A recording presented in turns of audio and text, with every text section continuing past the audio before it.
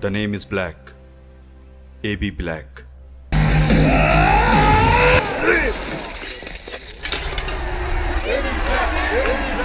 हाँ, तुमने कहाँ ली? ली तो हमने।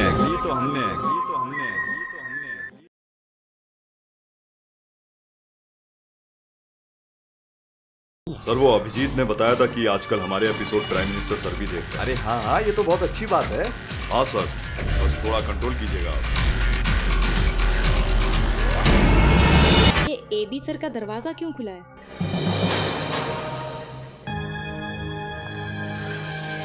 एबी सर, आप घर पे हैं? आज के बाद 14 सीआईडी फिर कभी अपलोड नहीं होगी। देखो, तुम्हारी मदद से हम एबी सर का पता लगा सकते हैं।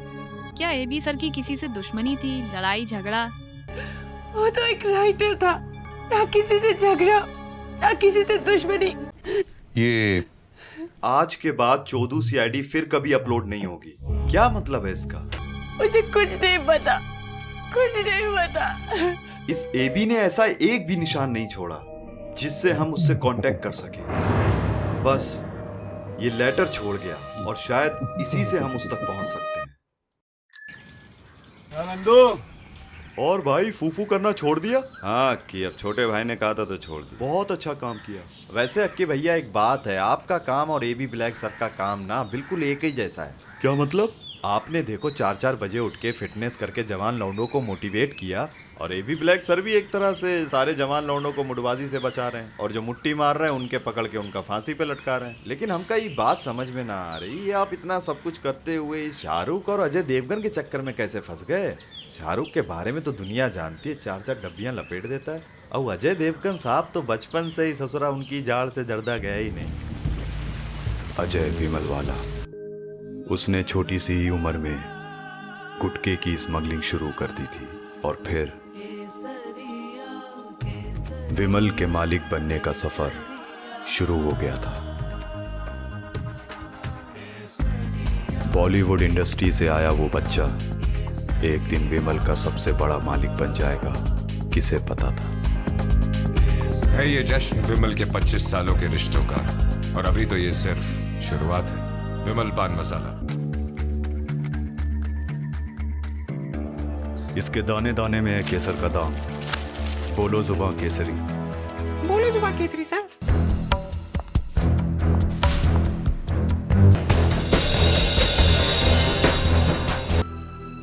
इस आदमी को पकड़ना मुश्किल है। मुझे तो लगा था कि तुम एक चुगलखोर औरत हो। मुश्किल है। जब ये नोट लिखा था तब उसने जानबूझ के बाएं हाथ का इस्तेमाल किया था। बहनचोद। ऐसा ही एक केस दिल्ली में 3 हफ्ते पहले हुआ था सर। आज मुकेम्बो का फिर से खड़ा होएगा। दया, ये लिखावट स्कैन करो और फिर ये दोनों लिखावट दिखाओ। सर, एक नोट पर 14 सीआईडी और मुकेम्बो लिखा हुआ है। मुकेम्बो और 14 सीआईडी दोनों का रिश्ता उस छेद से है। सर, प्रधानमंत्री जी भी हमारा एपिसोड देख रहे हैं, थोड़ा संभालिए सर। हेलो एसीपी महारंडुआ। सर, मैं एबी सर के बारे में आपको कुछ बताना चाहती हूँ। प्लीज सर, आप मेरे घर आ जाइए। सर, आप जल्दी आ जाइए प्लीज सर।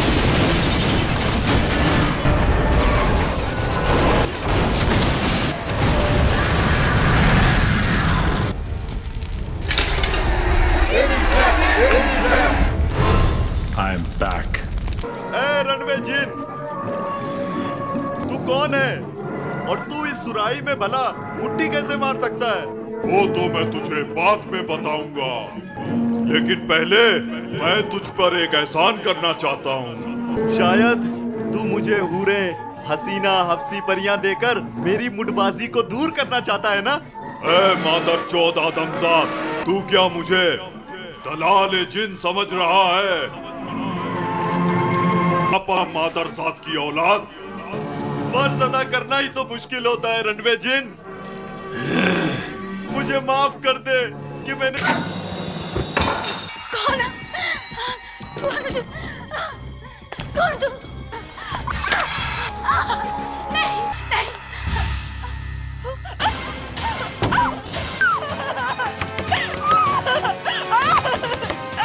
प्लीज मत लू, प्लीज मेरी मत निपल फुला ले, निपल फुला ले, निपल। ए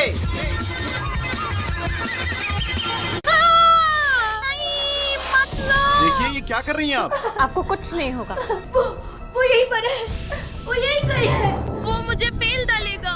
आपको कोई नहीं पेलेगा, आप घबराइए मत, हम सब हैं यहाँ पर। कौन पेल रहा था? मुझे नहीं पता, मुझे वो दिखाई ही नहीं दिया। वो शायद कोई आत्मा वगैरह थी। लेकिन वो आपको चोट क्यों रहा है? देखे तो सही, क्या पता लगा था 20 साल पहले। अरे बहन के लौड़ो, अच्छा हुआ तुम लोग मर गए।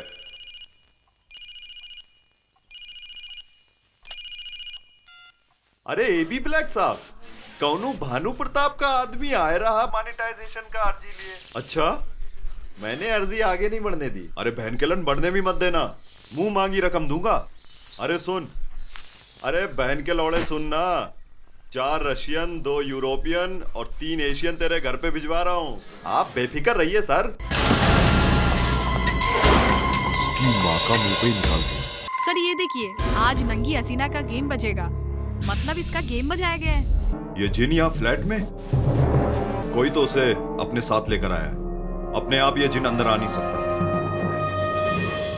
फ्रेडरिक से एक काम करो, जाके उस एविडेंस बॉक्स में देखो वो जिन उस चिराग में है या नहीं, और अगर है तो चिराग को टेस्ट के लिए मौलवियों के पास लेकर जाओ। Yes sir. ठीक है, ओके ओके। अभिजीत, ये केस तो साला जिनों का है। ऐसे केस बाबा लोग देखते हैं, हम थोड़ी ना देखेंगे। Good afternoon sir. अच्छा, डिप्यूटी कमिश्नर साहब अंदर हैं? वहाँ पे हैं,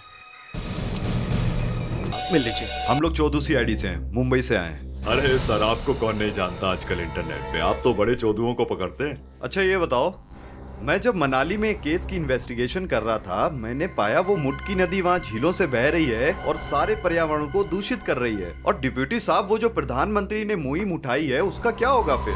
अब सर, वो हर काम देरी से होता है यहाँ पर, आप तो जानते हैं। आप इन मुठ्ठलों को एट सोर्स ही पकड़िए ना। मैं समझा नहीं सर। अच्छा सुनिए, आप घरों की नालियों में एक ऐसे मीटर लगवाइए कि जिसमें साफ पता लगे कि ये पानी है, ये यूरिन है, ये मुठ है, और जहाँ से एक लेवल से ज्यादा मुठ पाया जाए उसके घर सीधा आप सर्च नोटिस भिजवा दीजिए और विदाउट वारंट गिरफ्तारी का प्रावधान रखिए। ग्रेट आइडिया सर, मैं आज ही प्रधानमंत्री जी से बात करता हूँ। भोपाल के मशहूर पार्क में हुए कई मुठ्ठल हिमेश गिरफ्तार। रेशमिया की हुई एल्बम सुपर हिट। बता दें, मुठ मारने से रोकने पर हुआ ये आपने सही सुना, हिमेश रेशमिया को मिला ग्रैमी अवार्ड, बन गए रातों रात सुपरस्टार।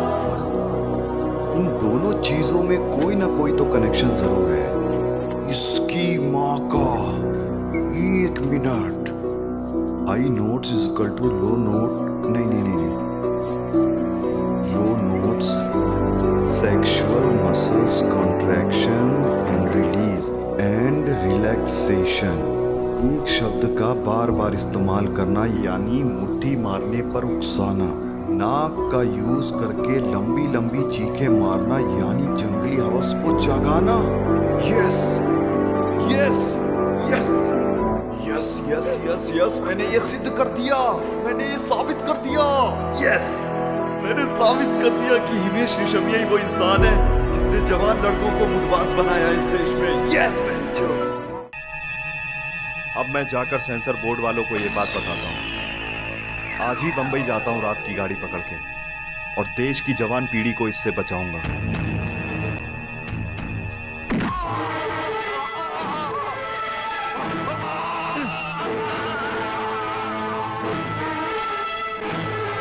ले ले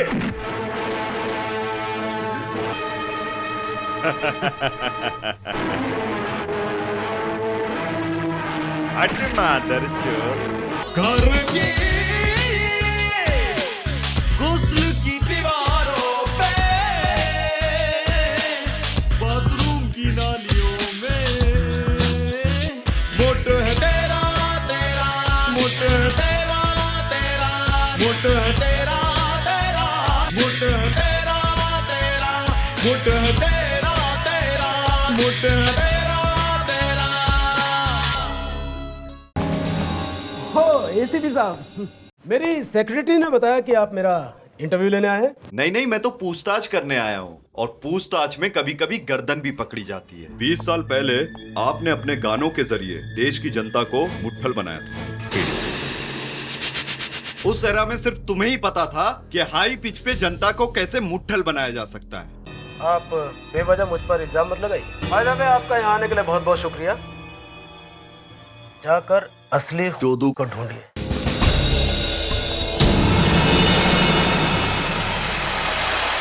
मैं वापस आऊंगा।